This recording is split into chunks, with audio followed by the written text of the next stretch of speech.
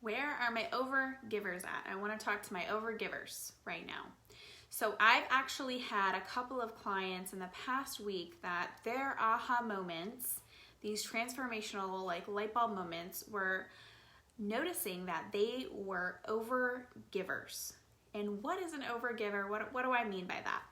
I mean somebody that is constantly giving of themselves, their time, their energy, their money, whatever that might look like. They might be at every church function, at every family function, taking on projects at work they don't even have the time to do themselves, but trying to ease the load of other people.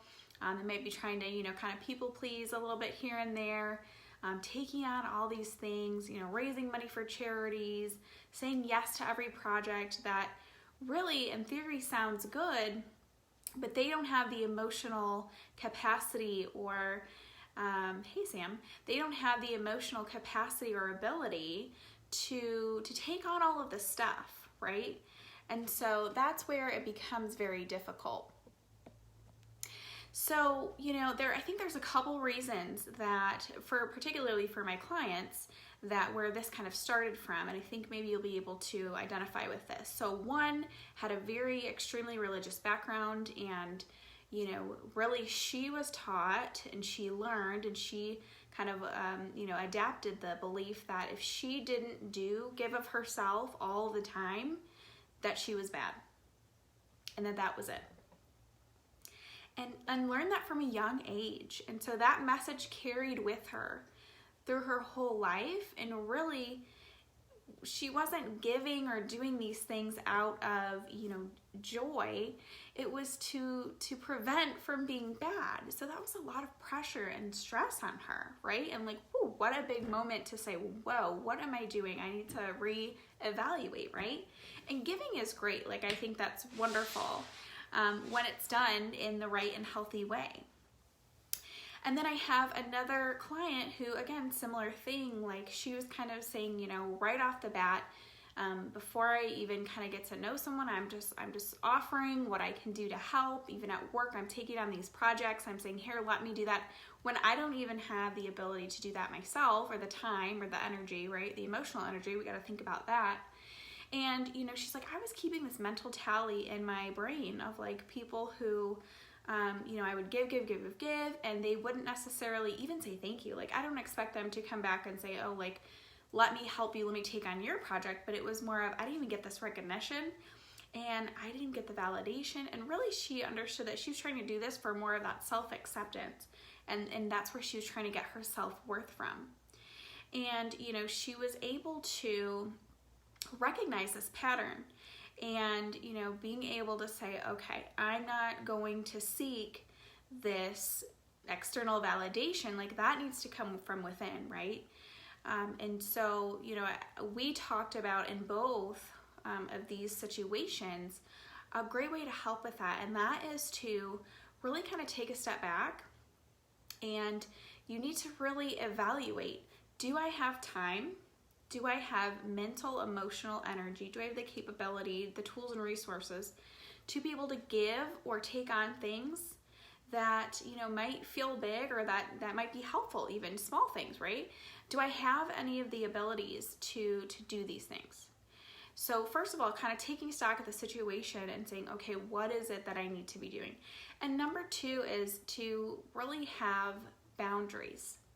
And these boundaries really kind of start with yourself, right? So it's kind of, again, assessing the situation and checking in with yourself of like, do I have the capacity and energy and ability, the time and all of that to give right now? Do I need to be resting? Or can I give a little bit instead of give all of my time, 5 hours to a project, instead of help a friend make a phone call for 10, 20 minutes, right? Like, that's a huge difference. So what we talked about in both scenarios as well is, a lot of times the overgivers in us will just say, here, let me take this burden away from you. I don't want you in pain or having to struggle. Let me just take all of this. But then it becomes on us. It becomes our responsibility, our issue, our difficulty. And here's my solution. Instead of taking this burden or all of the projects, all of the stuff, You don't need to take all of that to be a helpful person or to feel good. You can just simply be there for that person. So, some of the clients were like, I'm taking these products away because I'm seeing these people like frantic and stressed and all that. Yeah, understandable, right? Like there's a lot of stuff to do and there's a lot that needs to get done and maybe short-staffed or whatever. But that doesn't mean you need to take that on yourself and then burden yourself further. That could mean that the support might look different than taking on a full project. It could mean that instead of taking it, you're giving them that support and maybe just giving them a little pat on the back and saying, hey, I'm here for you if you want to vent. I'm here for you to cover your lunch one day if you need to take a break. Right? So see how those things are different and feel the weight, right? It's a different weight when you're not taking on someone's stuff or taking on full projects or full things that you may not be able to carry right now. Instead of and then showing up in a different way, right? And just kind of, hey, I'm here for you. Let me pat you on the back. Let me support you, give you a hug, right? But you're not taking on all of that. So that boundary, again, going back to setting that boundary for yourself of what is it that I have limitations on? What are my limitations? What are my abilities? Knowing that, and then communicating that out in a nice way, of course, right? But communicating that out. So that would be my support, and I know that there's a lot of, especially I think as women, we want to care, we want to help, we want to support, nurture, love on people. Like that totally makes sense. But I just want you to try out those couple things if you're feeling burnout from being this overgiver, and just see how that helps you. For more, I would love to talk to you in our Facebook community, Women Building a Bigger, Braver Life. Or you can hop on a discovery call with me and we can dive even further into kind of breaking through barriers and finding a plan for your next steps to live your bigger, braver life. All right, have a great night.